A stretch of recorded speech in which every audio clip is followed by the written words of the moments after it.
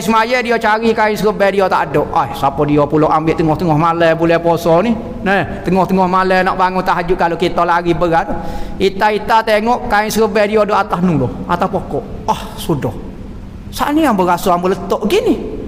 Dia pun teringat pokok sujud. Pokok tu jadi liuk gitu. Dia pun letak, apabila letak sudah dia tengok pokok tu sterik dah. Sudah. Apabila lagu tu, maka Allah Ta'ala wi rezeki kepada dia dapat melihat tanda pada malam Lailatul Qadar. Maka dia minta dengan Tuhan apa dia? Ferrari 4 putih, tanah 14 hektar. Minta apa? Ya Allah, ya Tuhanku, jadi ke keturunan aku ni aling 7 lapis. Aling 7 lapis.